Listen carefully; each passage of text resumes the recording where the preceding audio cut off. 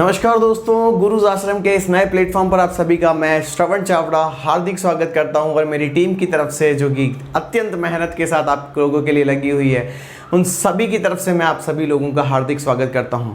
गुरुज आश्रम हमारा एक बिल्कुल न्यूली ब्रांडेड एप्लीकेशन और जो कि आपको प्ले स्टोर पर मिल जाएगा। यूट्यूब पर भी आप इसका चैनल सर्च कर सकते हैं, फेसबुक, इंस्टाग्राम, सभी जगह पर आप गुरुज आश्रम सर्च करेंगे तो आपको सब जगह मिल जाएगा। और अब हम आपके लिए जो एक नई सीरीज लेकर आए हैं वो है कंपटीशन। जैसे कि मैंने प्रीवियस वीडियो में भी आपको बताया था, मैंने कुछ डिटेल दी थी आपको syllabus and introduction of grammar की, ठीक है, या फिर इंग्लिश की। अब मैं उसी सीरीज़ को आगे बढ़ाना चाहूँगा क्योंकि हमने लास्ट हमारा ये वीडियो जो था वो छोड़ दिया था, यानी कि इस जगह लाकर छोड़ दिया था।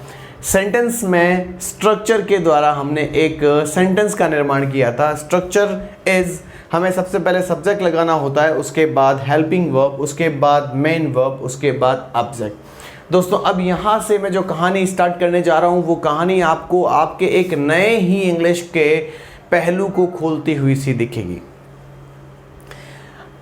गुरुज आश्रम के इस प्लेटफॉर्म पर आप सभी जानते हैं कि हम सारी की सारी क्लासों में 50 और 50 से भी ज़्यादा प्रतिशत के डिस्काउंट से क्लासेस अवेलेबल करवा रहे हैं, ठीक है। तो चाहे डिफेंस हो, डिफेंस में एयरफोर्स हो, एनडीए हो, नेवी हो, सीडीएस हो, एफकेट हो, सारी प्रिपरेशन 50% प्लस डिस्काउंट पर आपको अवेलेबल हो जाएंगे, ठीक है।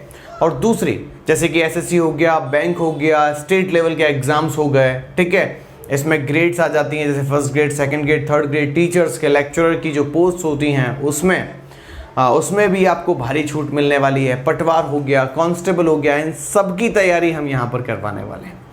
तो आज मैं इस पूरे के पूरे फॉर्मूले को आपके सामने खोलकर बताऊंगा और इंग्लिश के एक और नए पहलू को आपके सामने रखूंगा। तो इस वीडियो को अपने दोस्तों के साथ शेयर कीजिएगा और इस परिवार को बड़ा करने के में हमारी मदद कीजिएगा। चलिए दोस्तों, बात आती है कि सब्जेक्ट आखिर क्या होता है। तो मैं अगर दोस्तों आपको सब्जेक्ट के बारे में बताऊं तो हम पहले ही बात कर चुके हैं कि सब्जेक्ट इज अ डूअर। काम करने वाला व्यक्ति जो होता है वो कौन होता है? सब्जेक्ट होता है, ठीक है। नॉट ऑलवेज, कि जरूरी नहीं है कि सेंटेंस में हमेशा काम करने वाला व्यक्ति ही क्या होगा? डूअर होगा, क्योंकि कभी कभी कुछ सेंटेंस ऐसे होते हैं जिसमें काम होता ही नहीं है, ठीक है। तो जिसके बारे में बात हो रही है वो सब्जेक्ट हो सकता है। अब ये कहानी तो हम पीछे समझ कर आए थे। हेल्पिंग वर्ब का मतलब क्या होता है? वो शब्द जो हमारी वर्ब को मदद करता है, ठीक है। तो ये जो होती हैं वो हेल्पिंग वर्ब्स फिक्स होती हैं। अगर मैं इन हेल्पिंग वर्ब्स की बात करने लगूं तो ये संख्या में 24 होती हैं, जिन्हें हम प्राइमरी हेल्पिंग वर्ब्स कहते हैं। प्राइमरी हेल्पिंग वर्ब्स, ठीक है। अब बात आती है कि सर ये मेन वर्ब क्या होती है? मेरे दोस्तों, सारी कहानी यहाँ से बदल जाती है, सारी कहानी यहाँ से बदल जाती है। इस वर्ब से अब हम पढ़ना शुरू करेंगे। तो अब हमारा टॉपिक जो है वो है वर्ब। ओके, तो दोस्तों हमें इसके बारे में जो चीज़ पढ़नी है वो 3 तरीके से अलग अलग स्तर पर हम इसके बारे में सब कुछ पढ़ रहे होंगे। Finally first example is this, या first question is that what is a verb? आखिर एक वर्ब होती क्या है? अगर आप वर्ब की बात करें तो वर्ब क्या होता है ये हमें पता करना होगा, ठीक है। फिर ऐसे ही what is the grammatical use of a verb? एक वर्ब का यानी क्रिया का ग्रामेटिकल यूज क्या होता है वो हमें पता करना होगा। और what are the types of a verb? और आखिर एक वर्ब के कितने टाइप्स होते हैं ये अब हम पढ़ने वाले हैं। दोस्तों यहाँ से इंग्लिश जो है अब थोड़ी सी खुलने लगेगी और मैं इसे बहुत अच्छे लेवल पर आप तक पहुंचाने की कोशिश करूंगा। तो मेरे साथ जुड़िएगा ताकि आपको मैं इसके बाद की जो ग्रामर है जो आप हमेशा पढ़ते हुए आए, tense, modal, passive voice, narration, noun, pronoun, adjective, adverb, ये सब के सब, यहाँ तक कि कॉम्पोजिशन भी सॉल्व करवा सकूँ। लेकिन उससे पहले आपको ये छोटी छोटी ये स्ट्रक्चर्स की बातें ध्यान रखनी होंगी। हालांकि जो दिखता है वो है नहीं और जो है वो दिखता नहीं है, ठीक है, पढ़ाता हर कोई है, लेकिन जब आपको एक गवर्नमेंट जॉब की तैयारी करनी है, जब आपको अपनी ज़िंदगी बनानी है, where you will make your life and you will be a perfect man and a successful man, in that manner you need to prepare yourself with the perfect teacher. अगर आपको वास्तविक तौर पर अपने लक्ष्य को प्राप्त करना है तो उस एक शिक्षक से पढ़ना चाहिए जिसका खुद का कंसेप्ट बहुत क्लियर हो, ठीक है। पढ़ाने में कुछ नहीं, लेकिन आपको ये सब चीज़ें धीरे धीरे अब समझ में आएंगी, और मैं सिर्फ एक वर्ब को लेकर आप पे आज का पूरा लेक्चर आपके सामने रखने वाला हूँ। उसके बाद हम आगे की कहानी पढ़ेंगे, जिसमें हो सकता है कि हम या तो टेंस पढ़ें, या मॉडल पढ़ें, या पैसिव वॉइस पढ़ें, या नरेशन पढ़ें, कुछ भी पढ़ेंगे। लेकिन अभी आज का लेक्चर पूरा इस वर्ब पर है। तुम कहोगे सर वर्ब इतनी बड़ी है? जी बिल्कुल। हालांकि ये वर्ब का एक सिर्फ और सिर्फ छोटा सा इंट्रोडक्शन होगा और नथिंग एल्स, ठीक है। आप इसे लिखिए, फिर हम बढ़ते हैं आगे। Take your time please.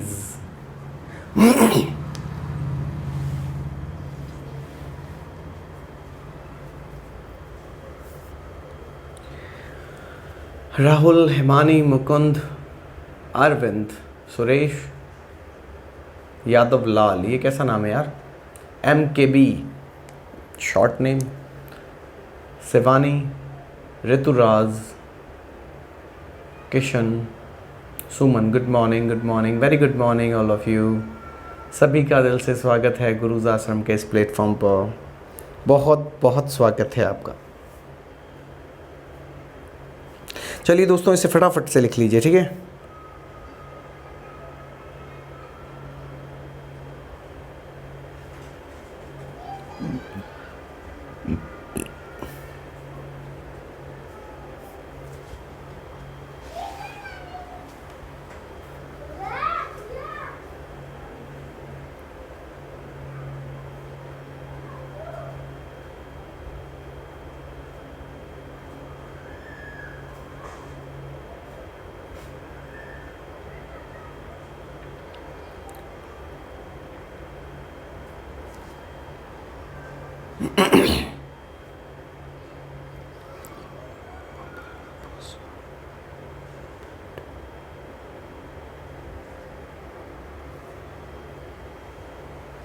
चलिए दोस्तों, तो मैं उम्मीद करता हूं कि आपने इसे लिख लिया है। छोटी सी ये बात थी, मैंने जो इसमें समझाया वो देख लेते हैं। मैं कहता हूं वर्ब जो है उसकी हम बात पढ़ने वाले हैं। पहला क्वेश्चन है कि आखिर एक वर्ब होता क्या है, दूसरा क्वेश्चन है कि इसका ग्रामेटिकल यूज क्या है, और थर्ड है कि इसके कितने भाग होते हैं, ठीक है। तो अब मैं इसे खोलने वाला हूं, यानी कि इस फॉर्मेट में छुपी हुई जो ये बात है मेन वर्ब, इसकी बात पढ़ेंगे, और इसी को पढ़ते पढ़ते हम ऑब्जेक्ट की खोज भी कर लेंगे, और उसके बाद कहीं जाकर हमारा ये पूरा फॉर्मूला आपके सामने क्लियर हो जाएगा और आप इसे बहुत अच्छे से समझ पाएंगे। देखिए, अब आगे बढ़ते हैं। अब बात आती है मेरे दोस्तों कि आखिर एक्चुअल मीनिंग क्या है, मीनिंग ऑफ अ वर्ब। आखिर इस वर्ब का मतलब क्या होता है, आखिर ये वर्ब क्या होती है, इसके बारे में अब हम बात करने वाले हैं। दोस्तों, मैं ये कहने वाला हूं कि वर्ब एक शब्द है। मैं कहने वाला हूं कि वर्ब एक शब्द होता है, जबकि तुम कहोगे सर वर्ब तो एक एक्शन बताने वाली चीज है, वर्ब तो एक क्रिया है। जबकि दोस्तों सही देखा जाए तो वर्ब इज नॉट अ क्रिया, वर्ब कोई क्रिया नहीं है। मैं आपके सामने इसे प्रूव करने के लिए कुछ चीजें लिखूंगा छोटी छोटी सी। सबसे पहले मैंने लिखा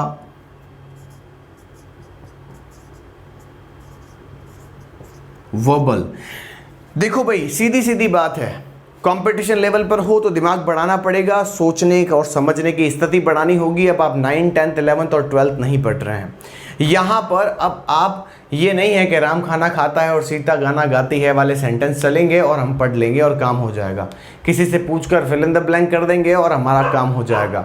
सर ये ज़िंदगी बनाने की बात है, और अगर ज़िंदगी बनानी है तो आपको नॉलेज भी उसी स्तर की लेनी होगी, ठीक है। गवर्नमेंट जॉब पाना इस देश में जहाँ पर लगभग 131 अरब की जनसंख्या में आप रह रहे हैं, ठीक है, तो मैं सोचता हूँ कि आप लोगों को वहाँ बहुत ज़बरदस्त तरीके से अपना कंपटीशन तोड़ना होगा, और 1 अरब 31 करोड़ लोगों में से तुम्हें जॉब निकालनी है। तो इतनी बड़ी अचीवमेंट है, आप अगर 200 लोग सेलेक्ट होते हैं तो ये मानकर चलिए कि आप में बहुत ज़्यादा टैलेंट है। समझ में आया कि नहीं आया? ठीक है, तो उस टैलेंट को बनाने के लिए आपको ये समझना होगा। तो अगर मैं बात करूं दोस्तों कि वर्ब क्या होती है, ठीक है, इस वर्बल का मतलब क्या होता है? Related to word. Related to word का मतलब वो होता है दोस्तों जो कि अक्षरों से संबंधित होता है। रिलेटेड टू वर्ड्स वर्बल का मतलब होता है। ठीक है, अब बात करते हैं वर्बोज की। अब बात आती है वर्बोज।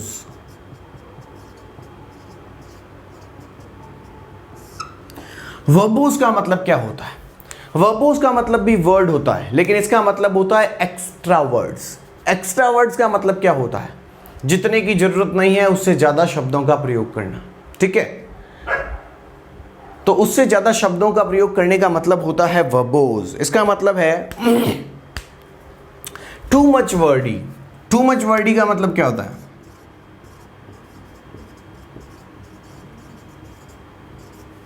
टू मच वर्डी का मतलब है use more than required words. उतने शब्दों का प्रयोग कर लेना जितने शब्दों की आवश्यकता ही ना हो। उतने शब्दों का प्रयोग कर लेना जितने शब्दों की आवश्यकता ही ना हो, उसे हम वर्बोज कहते हैं। अब तुम अगर ध्यान से देखोगे ना तो कि सर ये बकवास है क्या, तो तुम देखो मैंने यहां पर तुम्हें वर्बल शब्द बताया जो किसकी बात करता है? वर्ड्स की। यहां मैं वर्बोज की बात कर रहा हूं जो किसकी बात करता है? फिर से वर्ड्स की। अब मैं एक और तीसरी बात बताता हूं।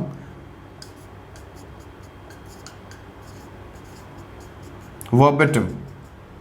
अगर वर्बेटिम की बात की जाए दोस्तों तो इसका मतलब होता है वर्ड के लिए वर्ड का प्रयोग करना, शब्दों के लिए शब्दों का प्रयोग करना। अब छोटी सी बात मेरी सोचकर बताइएगा कि मुझे कुछ शब्दों की जरूरत है तो मैं क्या बोलूंगा? कुछ शब्द ही तो बोलूंगा। मान लो मुझे किसी का नाम लेना है, ठीक है, मान लो मुझे किसी वस्तु का नाम लेना है, तो मुझे उसके लिए क्या बोलना होगा? मुझे उसके लिए कोई ना कोई शब्द ही तो बोलने होंगे। ठीक है, तो इसका मतलब होता है वर्ड टू वर्ड। क्या होता है मेरे दोस्तों? वर्ड टू वर्ड या वर्ड्स टू वर्ड्स भी बोल सकते हैं। हालांकि जब दो नाउन एक जैसे आते हैं तो उनको प्लूरल नहीं रखा जाता, इसीलिए आप इसे वर्ड टू वर्ड लिखें। शब्द के लिए एक शब्द। अब आप यहां देखोगे तो यहां पर भी वर्ब ही लिखा हुआ है। आप यहां देखो, वापस से यहां देखना, जहां मैं पेन घुमाने की कोशिश करूंगा उस जगह पर देखिएगा। ठीक है, ये इस जगह को देखेंगे तो ये क्या लिखा हुआ है? वर्ब। ये क्या लिखा हुआ है? वर्ब। ये क्या लिखा हुआ है? वर्ब। अब ये सारी की सारी वर्ब आखिर बात किसकी कर रहे हैं? वर्ड की। इसका मतलब वर्ब जिसे तुम क्रिया कहते हो वो आखिर में VERB इज नॉट अ क्रिया, that is only a word. Her teacher यही बताता है कि वर्ब इज इक्वल टू क्रिया होती है, जबकि सच्चाई तो यह है कि वर्ब VERB का मतलब एक शब्द होता है। ठीक है, लेकिन अब ढंग से सुनना, नोट लगा कर लिखता हूं वो ढंग से सुनना। सारा सूखा नशा करने वाले टीचर मिले आज तक तुम्हें। ठीक है, अब ढंग से सुनना। According to grammar,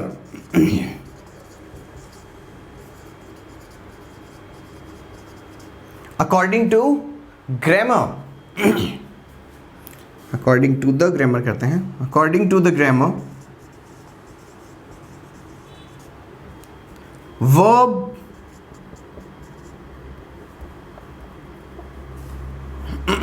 a verb is, verb को थोड़ा सही लिख देते हैं, VERB। According to the grammar, a verb is a symbol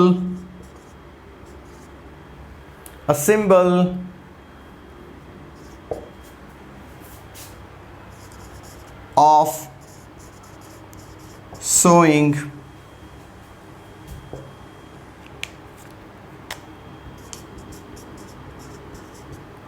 action, state and possession। इस डेफिनेशन के अकॉर्डिंग हर टीचर आपको कहता है कि वर्ब बराबर क्रिया होती है। ठीक है, मैंने कहा अकॉर्डिंग टू ग्रामर, व्याकरण के अनुसार अगर VERB की बात की जाए तो उसका मतलब होता है एक ऐसा शब्द जो किसी काम, लिख देता हूं इसके नीचे ताकि आपको समझ में आ जाए, किसी स्थिति या किसी अधिकार की बात करने वाला शब्द क्या कहलाता है? वर्ब कहलाता है। तो मुझे उम्मीद है कि आपके ये कंसेप्ट्स जो हैं धीरे धीरे क्लियर हो रहे होंगे। अगर आप कंपटीशन लेवल पर अगर आपको कोई पूछता है कि वर्ब क्या होती है, तो दोस्तों ध्यान रखिएगा, वर्ब जो है वो सिर्फ और सिर्फ एक शब्द होता है जिसमें हमने वर्बल की बात करी, जिसका मतलब होता है रिलेटेड टू वर्ड्स, जो कि शब्दों से संबंधित होता है, उसे वर्बल कहते हैं। तो वर्ड्स की बात हो रही है।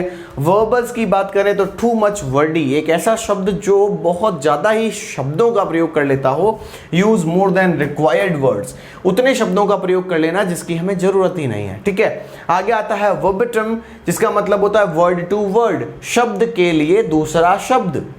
ठीक है, लेकिन नोट में मैंने आपको बताया कि आखिर किस तरीके से एक वर्ब को वर्ब कहा जाता है। तो according to the grammar, a verb is a symbol of showing. व्याकरण के अनुसार वर्ब जो है वो दिखाने का एक चिन्ह है। क्या दिखाने का एक चिन्ह है? किसी एक्शन को दिखाने का चिन्ह है, किसी स्थिति को दिखाने का चिन्ह है, या किसी अधिकार को दिखाने का चिन्ह है। तो इस तरीके से अगर आप देखते हैं मेरे दोस्तों, तो आपको यह पता चलता है कि एक वर्ब क्यों एक्शन कहलाती है, क्रिया कहलाती है। ठीक है, तो अब किसी के दिमाग में यह बात आई होगी कि सर बात तो आपने भी घुमा फिरा के वही कर ली। तो मेरे दोस्तों ध्यान रखिएगा, हमें कंसेप्ट्स पता होने चाहिए। ठीक है, VERB इज नॉट अ क्रिया, VERB इज अ वर्ड। ठीक है, लेकिन जो काम, अधिकार और स्थिति को बताते हैं, ग्रामर उसे क्या कहती है कि वो वर्ब होती है। समझ में आ गया? तो ये लिख लीजिए, फिर हम बढ़ते हैं आगे। Take your time please. देखो दोस्तों, जीनियस बनना है तो छोटी छोटी बात समझ में आनी चाहिए। मुझे ये बताइए, ये डेफिनेशन कौन नहीं बता सकता है? 100 में से पढ़े लिखे 90 लोग जो हैं वो ये बता देंगे कि वर्ब बराबर एक्शन होता है। ठीक है, 40 से 50 लोग बता देंगे कि एक्शन के अलावा वो स्टेट और पोजेशन भी होता है। लेकिन सिर्फ 5 या 10 पीपल बता पाएंगे कि वर्ब जो कि आप उसे क्रिया क्रिया क्रिया कहते रहते हो, वो आखिर एक शब्द होता है। ठीक है कि नहीं? आखिर वो एक शब्द होता है। ठीक है कि नहीं है? तो ये बात ध्यान रखो। देखो, नॉलेज कैसे भी हो, टिपिकल नॉलेज हो जो कि आपको दूसरों से अलग बनाती है। भीड़ में खड़े होने का कोई मोल नहीं है दोस्त। आप उस समय बेहतर बनोगे जब आप अपना स्थान खुद बनाओगे। Take your time please.